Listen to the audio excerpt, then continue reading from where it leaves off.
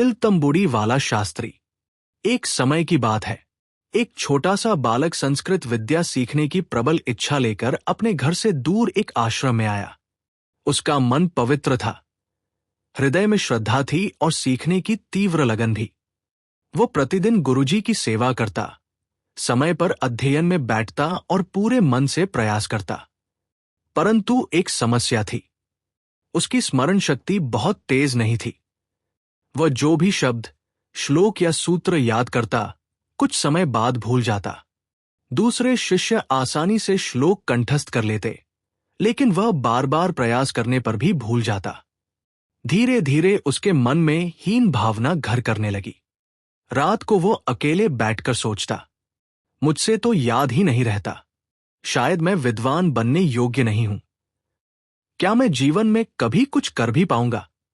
उसकी आंखों में उदासी उतर आई, लेकिन फिर भी उसने प्रयास करना नहीं छोड़ा। गुरुजी शिष्यों के केवल शब्द ही नहीं, उनके मन भी पढ़ लेते थे। उन्होंने उस बालक के चेहरे की चिंता, उसकी आंखों की निराशा सब देख लिया। एक दिन उन्होंने उसे अपने पास बुलाया। गुरुजी ने अत्यंत करुण स्वर में उससे कुछ नहीं पूछा, केवल एक उपाय दिया।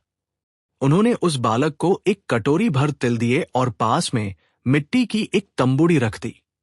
फिर शांत स्वर में कहा, वत्स, तुम रामो हो रामः का उच्चारण करते रहो। हर बार जब तुम एक शब्द बोलो तो एक तिल इस तंबूड़ी में डाल देना। जब तंबूड़ी भर जाए तब उस शब्द को छोड़ देना और नया शब्द लेकर उसी प्रकार अभ्यास करना। बालक को यह उपाय कुछ अजीब लगा। उसे यह पूरी तरह समझ में नहीं आया कि इससे उसकी स्मरण शक्ति कैसे बढ़ेगी, परंतु उसे अपने गुरु पर पूर्ण विश्वास था। उसने कोई प्रश्न नहीं किया, कोई तर्क नहीं दिया, बस सिर झुकाकर गुरु की आज्ञा स्वीकार कर ली। अगले दिन से वह उसी विधि से अभ्यास करने लगा। वो शांत मन से बैठता, रामो हो रामः का उच्चारण करता और हर बार एक तिल तंबूड़ी में डाल देता। तिल गिरने की हल्की सी आवाज उसके ध्यान को और गहरा कर देती। उसका मन शब्द पर टिकने लगा। वो गिनती नहीं करता, बस श्रद्धा से दोहराता जाता। जब तंबूड़ी भर जाती, वह नया शब्द लेता और फिर वही प्रक्रिया दोहराता।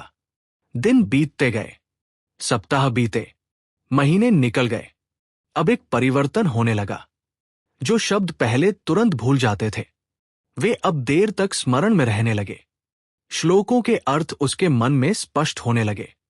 उसका आत्मविश्वास धीरे धीरे लौटने लगा। अब वो उदास नहीं रहता था। उसके चेहरे पर शांति और दृढ़ता दिखाई देने लगी। कुछ समय बाद वह आश्रम का सबसे प्रखर विद्यार्थी बन गया। गुरुजी भी उसके परिवर्तन को देखकर प्रसन्न होते थे। वर्षों बीत गए। वही बालक आगे चलकर एक महान शास्त्री बना। वो शास्त्रार्थ की सभाओं में भाग लेने लगा और हर बार अपने ज्ञान, संयम और तर्क से विजय प्राप्त करने लगा। लोग प्रेम और सम्मान से उसे तिल तंबूड़ी वाला शास्त्री कहने लगे। जब भी कहीं से कोई बाहरी विद्वान शास्त्रार्थ के लिए आता, लोग निश्चिंत होकर उसी को बुलाते, क्योंकि सबको विश्वास था कि ये शास्त्री सभा अवश्य जीतेगा। परंतु वह कभी अहंकारी नहीं हुआ। वह जानता था कि उसका ज्ञान, गुरु की कृपा, श्रद्धा और निरंतर अभ्यास का फल है। इस कथा से हमें एक गहरी शिक्षा मिलती है। हमें कभी अपने आप से यह नहीं कहना चाहिए, मुझसे नहीं होगा, मुझे याद नहीं रहता, मैं सक्षम नहीं हूं। यदि हम गुरु के वचनों पर विश्वास रखें, लगन और धैर्य के साथ अभ्यास करें, तो साधारण व्यक्ति भी असाधारण बन सकता है। तिल तंबूड़ी वाले शास्त्री का उदाहरण हमें यही सिखाता है। ऐसी रोचक और मार्गदर्शी कहानियां पढ़ने और देखने के लिए ऊपर दी गई लिंक को क्लिक करें और चैनल को सब्सक्राइब करें।